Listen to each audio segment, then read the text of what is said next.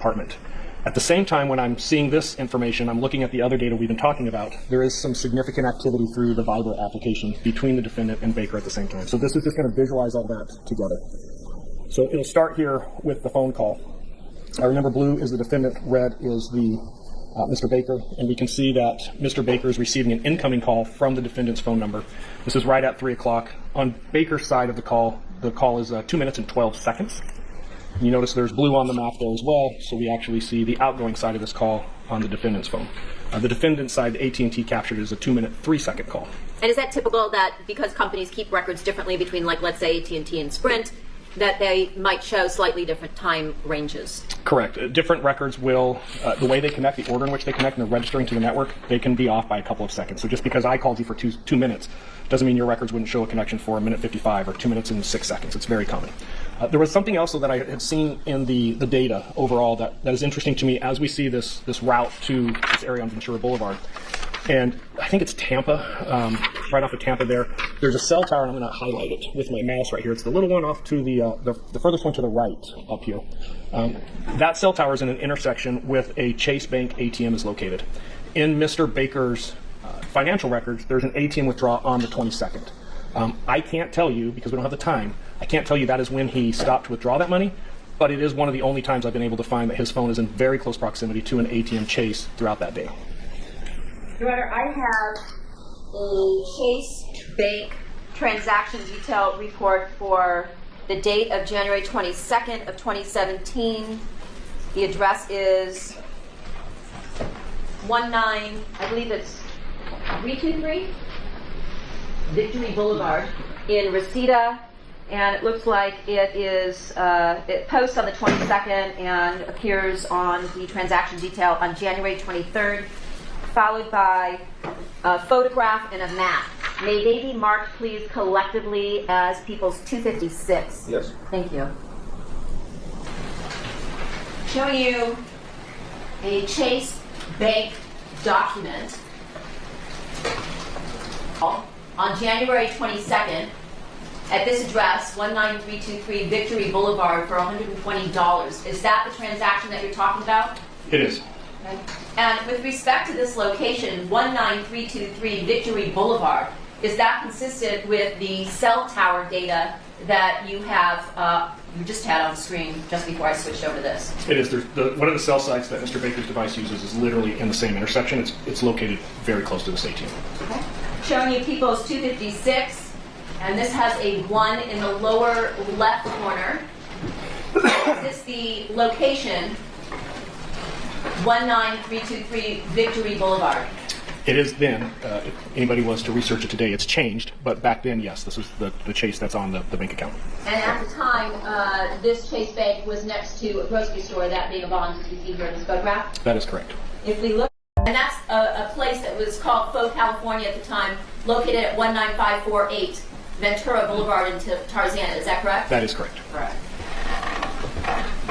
Okay, back to you.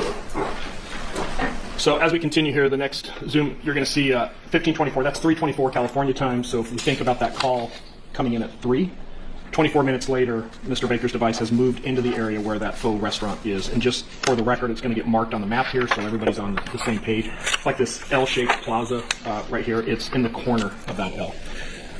While this is happening, so I'm looking at the Viber records at the same time. Mr. Baker's device arrives in the area at 3:24. From 3:34 to 6 p.m., we see quite a bit of Viber activity between the defendant and Mr. Baker. There's 69 Viber messages that are going to go back and forth in about that 2.5 hour time frame. So at the same time that this phone is going to stagnate in that area, we're going to see significant text messages going back and forth. Can't tell you what they say, but there's transactional history showing that they happened. If we look at the browser information, we talked about this earlier today, there's some interesting things that are going on with both Fabio's phone and the defendant's phone, where we see at 5:11, Fabio is searching "faux near me," and that's literally in quotations what is searching. At 5:12, he sends the defendant an instant message. I can't tell you what that instant message said. We didn't capture the content, but I can see that it's sent. Right after receiving that instant message, Monica searches the actual address of that faux restaurant, 19548 Ventura Boulevard. At 5:41, we see the defendant actually text one of her daughters confirming her order would be fried rice. During this time period, 5:11 to 5:41, we see 17 Viber messages alone just in that time period between Mr. Baker's Viber account and the defendant's Viber account. 17. He pointed out here, and you can see it right next to the cell site that is lit up with the red circle around it, literally kind of catty corner in that intersection. There is a Ralph's located right there. Again, I can't tell you that they went to the Ralph's. I can't tell you they went by the Ralph's. But the phone, at some point during this evening, that 3:30 time frame to 6, Mr. Baker's phone is using a cell site that's located right next to the Ralph's. It is about 3 business complexes down to where the faux restaurant is located. What's the next thing that we see? So we have green that popped up on the screen, and this is Mr. Cimentelli's device. We can see at 6:03, he's got a data connection. AT&T data connection, I need to explain something really quick. Very unique to AT&T. When that phone connects to a cell site for a data connection, it will hand off to other cell sites and other sector sides of cell sites throughout that connection to maintain the connection. So we're going to see this initial connection is on the cell site that's located right next to the faux restaurant. But as it zooms out, you're going to see a gray overlay. Gray represents handoff. So the first connection is on the west side of that cell site. The next connection is going to be on the east side. What that tells me is that phone is arriving in the area and is still probably moving right around 6:03, 6:04. So what you're telling us. At which point we see it return to the apartment complex. Okay. All right. And then from here, do we move on to the following date? We are. So we're starting. I'm sorry, hang on. All right, we're going to see of his apartment. Mrs. Cimentelli is apparently somewhere in the area next to her house. I can't say they're at their house, but it's consistent with them being in that general area. Okay. As we start to go forward in time, and we're just going to keep going forward throughout the 23rd. We're moving forward now to about 10:50, and it doesn't look like either device has moved. They're still in the same area. But throughout that morning, we've seen quite a bit of Viber activity. So between 8:33 and 10:53, I think there's roughly 25 messages back and forth here between the defendant and Mr. Baker. And it is back and forth, so it's very consistent. Somebody sends a message, receives it, sends it back. Sends a message, receives it, sends it back. Between which time period, the 25 messages? 8:33 in the morning to 10:53 in the morning. Okay. Thing called timing data here in a minute. Because of the timing data, we can tell that this phone is moved, and I'll talk about that on the next slide. The reason I'm mentioning that is this call is at 10:55. It does not connect to Mr. Baker's phone. So there's an attempt on the defendant's phone to make this call. It's not received on Mr. Baker's phone. Okay. Timing data is where we can actually see the distance from the cell site the phone is located. It can be very accurate at times. And I have a new icon that just came up for Enterprise Rent-A-Car. And when we look at the distance measurement we're getting from the cell site to the mobile device, it's the exact same distance as that Enterprise sits from the cell site. Additionally, we can see the time that a vehicle was rented that I've been told has been associated with Mr. Baker. And that vehicle rental was at 11:01. And that's the out time, or what's captured as the out time. And that's a Enterprise rental car located at the address shown on the document to the left, correct? 21330 Sherman Way, Chinoga Park, California. Okay. What's the next thing that we see after Baker at this particular location? Just to associate the times that we're talking about, I'm going to show the activity that we were looking at with this particular timing advanced is at 10:55. So when we see that that phone is the exact distance it is to the Enterprise is at 10:55, and 11:01 is what the receipt says. So it's logical to assume that is exactly where the device is. This is just going back to that cooperative data, showing the accuracy of the mapping and that we can have some reliability to what it is we're talking about here. Okay. What's the next location that we see him at? We're going to start to see some movement here, and this is consistent to the defendant leaving her residence and traveling to the gym. And I've actually highlighted what that route would look like. And the highlighting of that route is also kind of confirmed with some of the surveillance video where we can see the vehicle leaving the neighborhood that the house is located in, and then we can actually see the defendant arriving at the gym. The handoffs that I was talking about before, we have those in this case, and we can kind of see the handoffs kind of give us a breadcrumb trail of that route. So in this particular case, we can get pretty close to saying this is the route she traveled on or very near to travel from point A to point B. And this is going to be at 11:49 is when she arrives at the gym. When you say handoff, you're talking about the connection on her phone being handed off from cell tower to cell tower as she moves, correct? That is correct. And then shortly after that, the next thing that happens here is we see Mr. Baker's phone also move into the area of the gym. That's at 11:56. And again, that cooperative data, we actually have Mr. Baker walking into the gym. Looking at that cooperative data is just relevant. I'm sure you guys have probably seen this already too much. The description of what Mr. Baker is wearing is also very important to this analysis because we're going to see more of this later.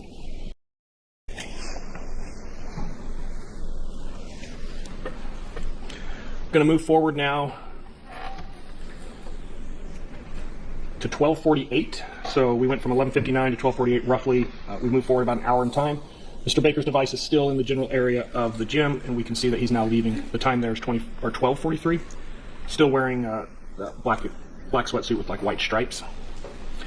When he goes out the door, it's 12:43:17. In a moment, we're going to see the defendant exit as well. So remember that 12:43:17. At 12:43:16, the defendant leaves, and we can actually still see Mr. Baker's feet outside on the sidewalk. So she is literally leaving seconds behind him.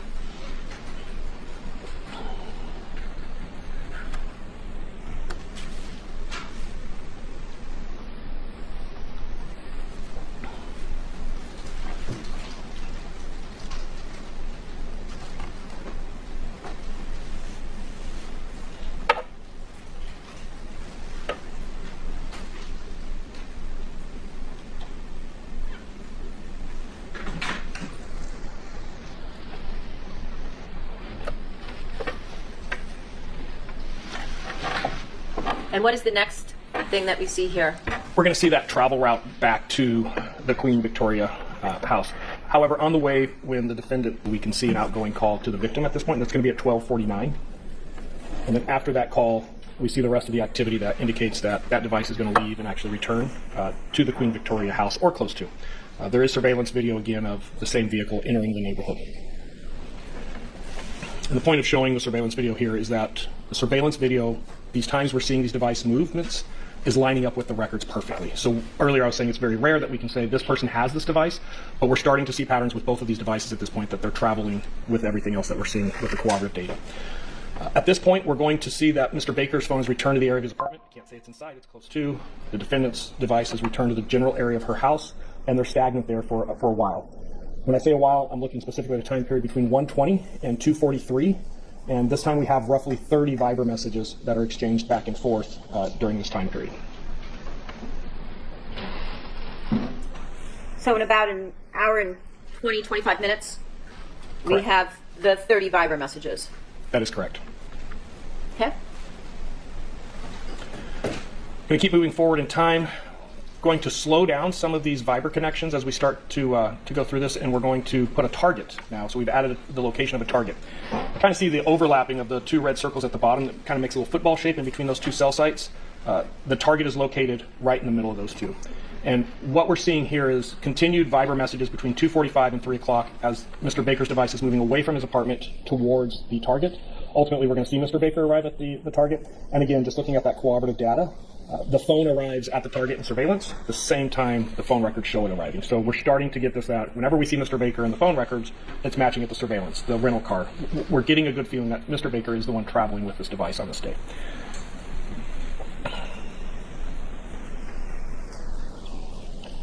The last Viber message, if you can see it on the screen, is at 3:01. The time of the surveillance of the vehicle arriving at target is at 3 p.m. So a minute before the last Viber message on this screen.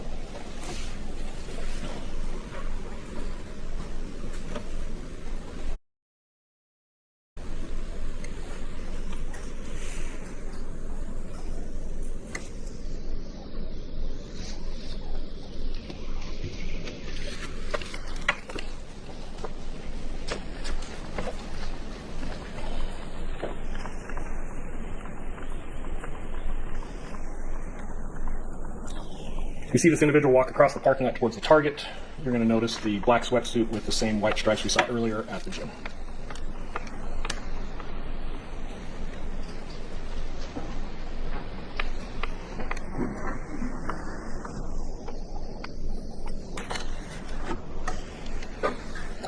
Actually walking inside the target now, it's 3:02. So just as we kind of go through this time stamp, remember we're moving on from 3:02.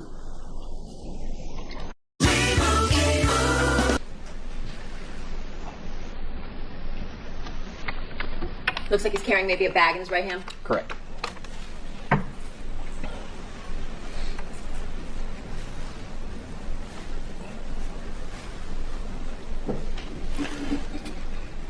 Now, when he goes to move here, it is hard to see. I'll be the first one to admit this. But if you follow it very closely and you watch this, he doesn't actually leave the parking lot. He's going to move to the back part of the parking lot, and he's going to park that same car in a place in the very back part of the parking lot, and then just wait there. And we've moved forward in time now to 3:24.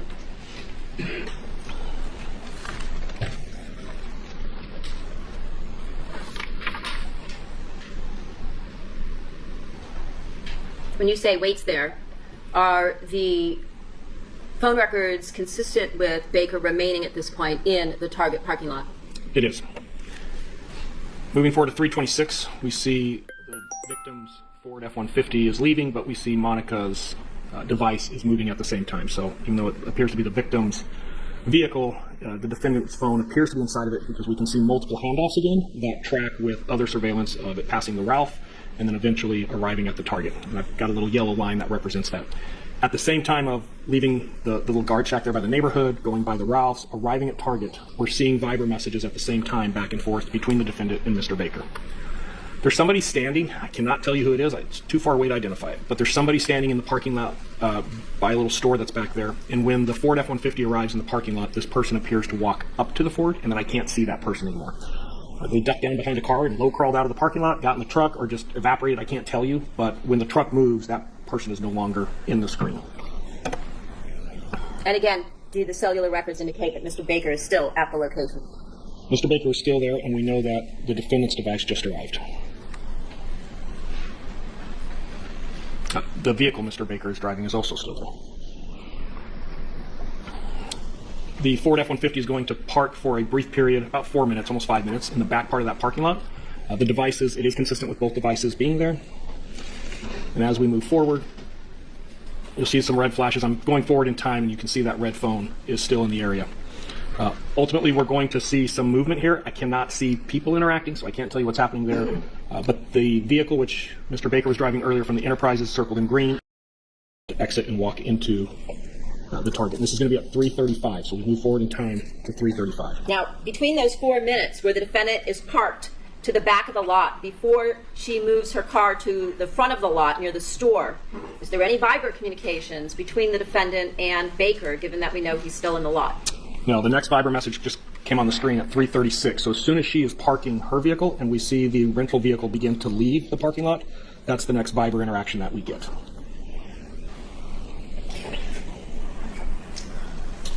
I'm going to see a message come up here it's an outgoing call from the defendant's phone to Jessica's phone. So we see that there's a call being made. It doesn't connect on the other side. We can also see at that same time Baker is still in the general area, and now Baker's device is moving off to the east. And we see that at 3:38. After that, that device is going to be turned off. We're not going to see it for a couple of hours. When you say turned off, what do you mean by that? Like he switches his phone off? I can't tell you he powers it off or puts it into airplane mode, but is no longer communicating with Sprint's network. Around the same time, 3:38, we see the defendant has now exited her vehicle. So when she parked, she actually stayed in the vehicle for a brief period. There was the Viber message, then the call to Jessica, and then there was the text message. So after that, we see her exit at 3:38 and now walking towards the target.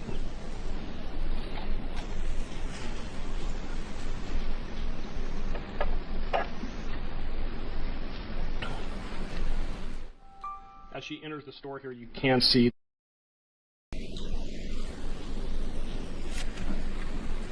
in her right hand that's kind of up on the cart right there, you can see what appears to be a cell phone. That's going to be at 3:39, so we've moved forward in time to 3:39. Mr. Baker's device has just been turned off. Well, it's no longer creating any records that we can see location. I can't tell you the moment that it disconnects, but it's no longer connecting. Let me back up there. We actually missed that. At 3:40, so right after we see that last clip where the defendant walked off with a shopping cart, at 3:40 she sends a text message through Facebook instant message to her daughter saying, "Don't be late to babysitting." The daughter's going to respond saying, "I won't, LOL."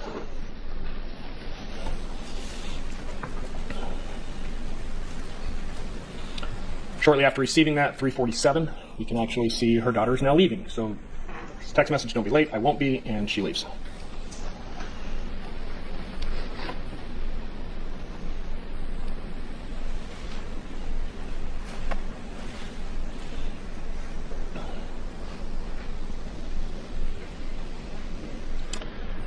At 3:53, there is information. Sorry, let me go back to that.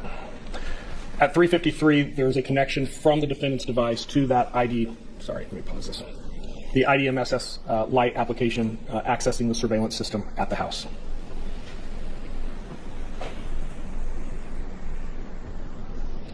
At 4:18 is when we see the two individuals that are jogging up the street and enter the neighborhood.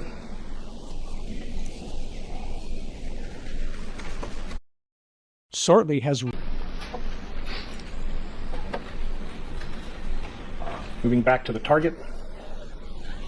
It's 4:31 now, so we've gone forward slightly more than 15 minutes. We're going to see the defendant is going to now come out of the target. She's on her phone at this point. If you watch carefully, you'll actually see she kind of, I think, loses track of where she's at and has to redirect to the front door. But she's actually using her device at this time.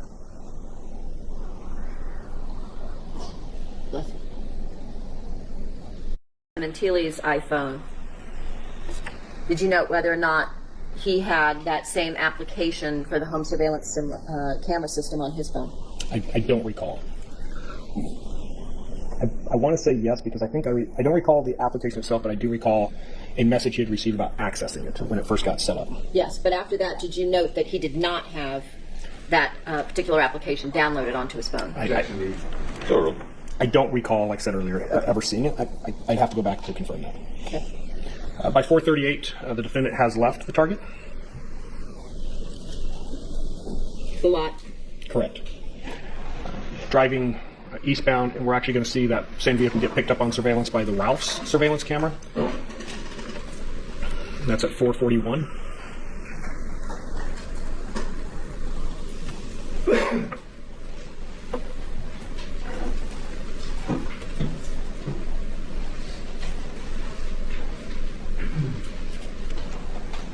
And then she's entering the store by 4:42.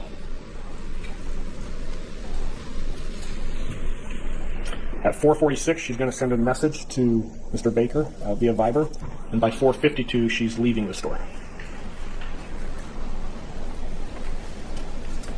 At 4:53, we see the black Porsche leaving.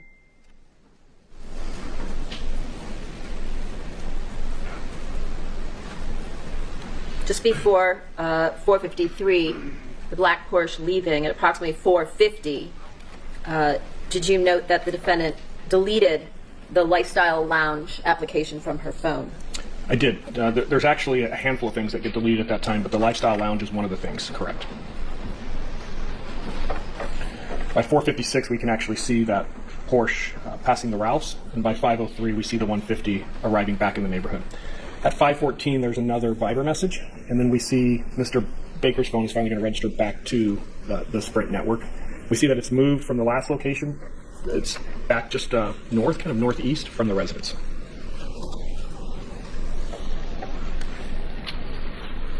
That's going to be at 5:12. From here, we're going to see that it's going to go back up towards the apartment. I can't tell you if he went to the apartment. I'll just tell you it's in the area of the apartment, and that's by 5:30. So what's at 5:12? The phone comes back on. Okay.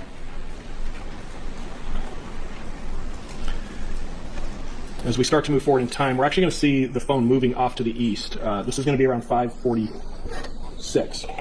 Right around the same time, there's a traffic stop of the rental car, which Mr. Austin was identified as the sole occupant and the driver.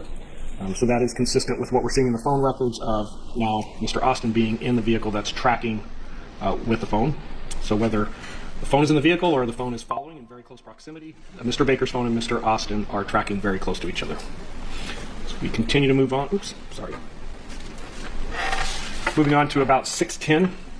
Now we can see that phone stagnated there for a little bit for the traffic ticket. We're now going to see that device move off to the east, kind of northeast, and it's going to land in this industrial center.